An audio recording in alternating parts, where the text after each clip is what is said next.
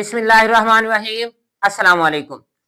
अगर आप ये जानना चाहते हैं कि बाइनरी आयोनिक कंपाउंड्स क्या होते हैं और इनका केमिकल फॉर्मूला कैसे लिखा जाता है, तो आज का लेक्चर बिल्कुल भी मिस ना कीजिएगा। तो आइए चलते हैं अपने टॉपिक की तरफ। सबसे पहले हम देखते हैं chemical formula of binary ionic compounds. Ionic compounds ऐसे कंपाउंड्स हैं जो आयन से मिलकर बने होते हैं, यानी कि जिनके अंदर आयोनिक बॉन्ड है, जिसके अंदर कैटाइन यानी कि पॉजिटिव चार्ज वाला आयन और एनाइन यानी कि नेगेटिव चार्ज वाला आयन मौजूद होता है। फॉर एग्जांपल अगर हम बात करें तो सोडियम क्लोराइड, टेबल साल्ट, इसमें सोडियम के ऊपर पॉजिटिव चार्ज होता है और क्लोराइड के ऊपर नेगेटिव चार्ज है। तो ये कैटाइन यानी कि पॉजिटिव चार्ज वाले आयन और एनाइन यानी कि नेगेटिव चार्ज वाले आयन से मिलकर बने होते हैं, तो इन्हें हम कहते हैं आयोनिक कंपाउंड्स। बाइनरी का क्या मतलब होता है? बाइनरी का मतलब होता है ऐसे आयोनिक कंपाउंड्स जो सिर्फ और सिर्फ दो एलिमेंट पर मुश्तमिल हों। जैसा कि ये सोडियम क्लोराइड है, तो ये सोडियम और क्लोरीन इन दो एलिमेंट्स पर मुश्तमिल है। तो जितने भी ऐसे कंपाउंड्स हैं जो सिर्फ और सिर्फ दो एलिमेंट्स पर मुश्तमिल हों, वो बाइनरी आयोनिक कंपाउंड्स कहलाएंगे। तो आज हम देखेंगे कि ये जो बाइनरी आयोनिक कंपाउंड्स हैं, इनका केमिकल फॉर्मूला कैसे लिखा जाता है। तो अगर आपको बाइनरी आयोनिक कंपाउंड या आयोनिक कंपाउंड का नाम पता है, तो आप उसके नाम से उसका केमिकल फार्मूला लिख सकते हैं। So if you know the name of the compound, अगर आपको कंपाउंड का नाम पता है, you can write its chemical formula as follows. तो आप इसका केमिकल फॉर्मूला इन स्टेप्स को फॉलो करते हुए लिख सकते हैं। अच्छा, यहां पे एक और बात बताता चलूं कि हमारी बुक के अंदर ये टॉपिक बार बार स्टेप्स रिपीट किए गए हैं। तो अगर ये लॉन्ग क्वेश्चन के तौर पे आ जाए बोर्ड के पेपर में, तो जो स्टेप्स मैंने यहाँ पे लिख दिए हैं विद एग्जांपल्स, मिसालों के साथ, तो आप यही स्टेप्स अगर वहां पे लिख दें और इवन शॉर्ट में भी आ जाए तो यही स्टेप्स लिख दें, तो आपको इंशाल्लाह पूरे नंबर मिल जाएंगे। तो पहला इसमें क्या है जी? पहला step, start by writing the symbol of cation with its charge. Start कैसे लें कि सबसे पहले कैटाइन की सिंबल लिखें और साथ में उसका क्या लिखें? चार्ज लिखें। Then write the symbol of anion with its charge. फिर एनाइन की सिंबल लिखें और उसके ऊपर उसका क्या लिखें? चार्ज लिखें। देखें, कैटाइन जो है वो पॉजिटिव चार्ज वाला आयन होता है और एनाइन जो है वो नेगेटिव चार्ज वाला आयन होता है। तो सर हमें कैसे पता चलेगा कि कौन सा कैटाइन है और कौन सा एनाइन है? देखें, इसके लिए आपको कंपाउंड का नाम पता होना चाहिए। फर्ज करें कि कंपाउंड का जो नाम है वो है लिथियम ऑक्साइड। तो अगर लिथियम ऑक्साइड की बात की जाए, तो आपने जब भी कोई नाम देखना है तो उसमें मोस्टली सबसे पहला जो नेम होता है ये वाला, ये कैटाइन का ही होता है और दूसरा नेम जो होता है वो एनाइन का ही होता है। तो आपने जैसे ही आपके सामने नाम आए तो उसमें जो पहला नेम होगा वो कैटाइन का होगा और दूसरा नेम जो होगा वो एनाइन का होगा। अब रही बात कि उनके ऊपर जो चार्ज है वो कैसे याद रखा जाए, तो चार्ज तो भाई आपको याद रखना ही पड़ेगा, ये तो एक मेहनत तलब काम है।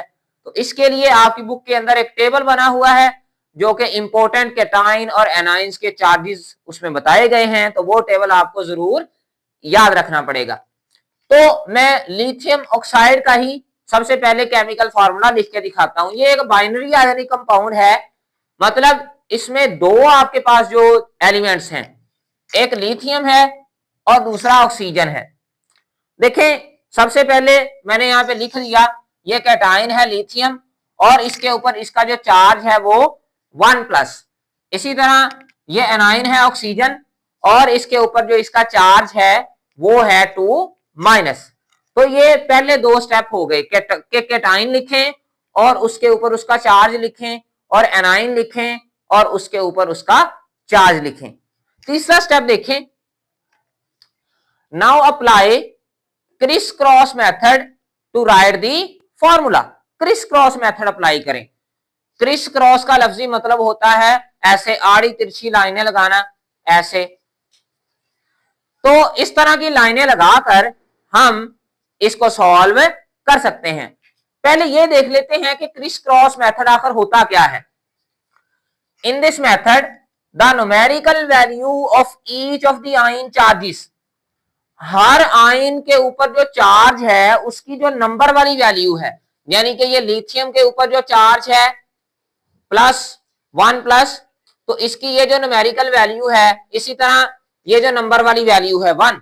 इसी तरह ऑक्सीजन जो है इसके ऊपर चार्ज है 2 माइनस, तो इसकी जो वैल्यू है वो 2 is crossed over to become the subscript of the other ion.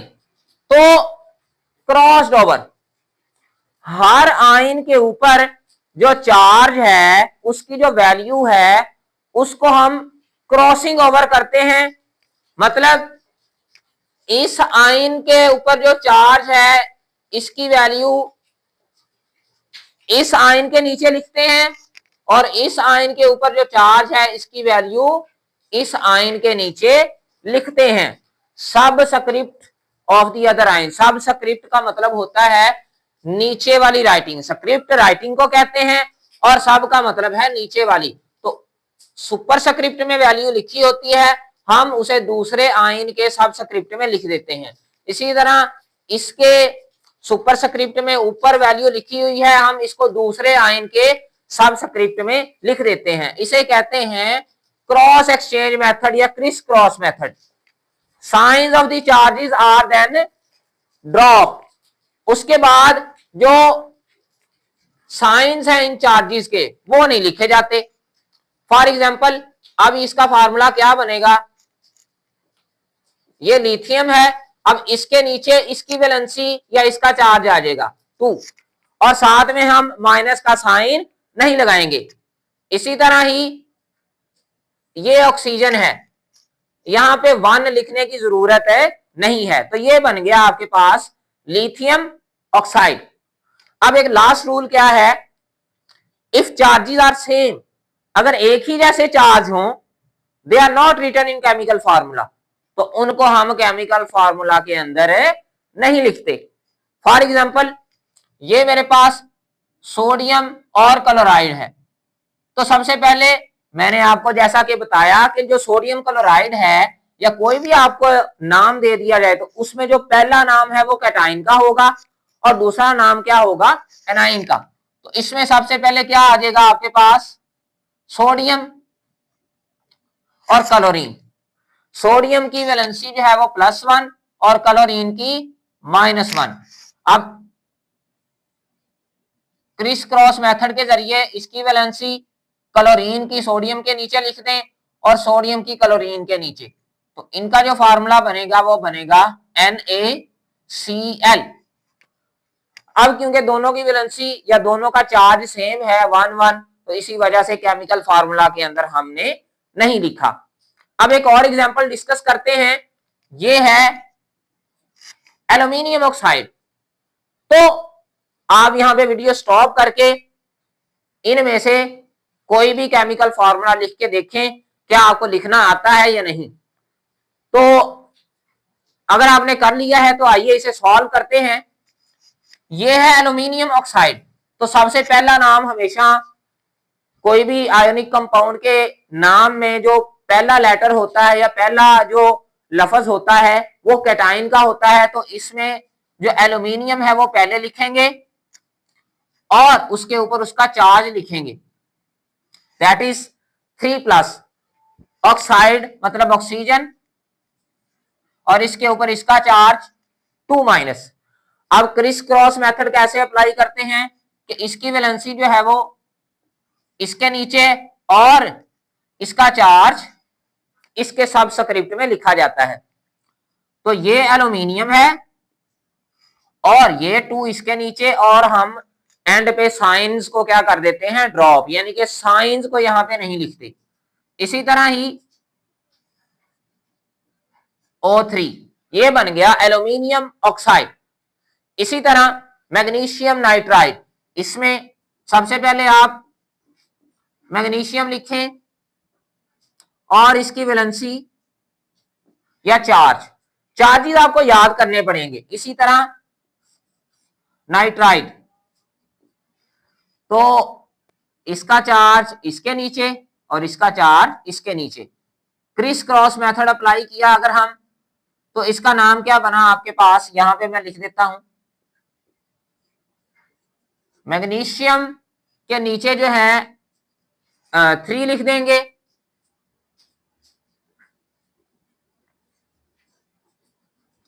और नाइट्रोजन के सबस्क्रिप्ट में या नीचे हम 2 लिख देंगे। तो ये बन गया मैग्नीशियम नाइट्राइड। तो आपको कोई भी नाम दे दिया जाए, आप उसका आसानी से फार्मूला लिख सकते हैं। अब हम देखेंगे कि एल्यूमिनियम हाइड्रोक्साइड का केमिकल फार्मूला कैसे लिखते हैं।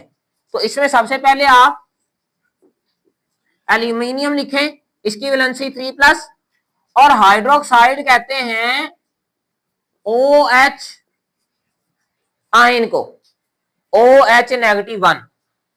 आप कहेंगे सर ये तो बाइनरी आयोनिक कंपाउंड ही नहीं है, तो ये बात आपकी ठीक है, ये बाइनरी नहीं है, इसमें 3 एलिमेंट्स हैं, लेकिन इसमें एल्यूमिनियम भी है, ऑक्सीजन भी है, हाइड्रोजन भी है। लेकिन मैं आपको यहां पर यह बताना चाह रहा हूं कि इन स्टेप्स की मदद से आपके सामने कोई भी आयोनिक कंपाउंड आ जाए, आप उसका केमिकल फार्मूला आसानी से लिख सकते हैं। तो आप इसकी वैलेंसी इसके नीचे और इसकी वैलेंसी इसके नीचे, ये बनेगा एल्यूमिनियम, और 1 लिखने की जरूरत नहीं। अब OH और इसकी वैलेंसी क्या बन जाएगी 3, एल्यूमिनियम हाइड्रोक्साइड। आपने ये नहीं करना कि हाइड्रोजन के साथ सिर्फ 3 लगा देना है, ये एक पूरा का पूरा आयन है। तो आपने क्या करना है कि इसके इर्द गिर्द ब्रैकेट लगा के, तो इस सब को ये वाला चार्ज जो है वो देना है, यानी कि 3 हाइड्रोक्साइड आयन जो है यहां पे चाहिए एक एल्यूमिनियम को सेटिस्फाई करने के लिए और एक न्यूट्रल कंपाउंड बनाने के लिए।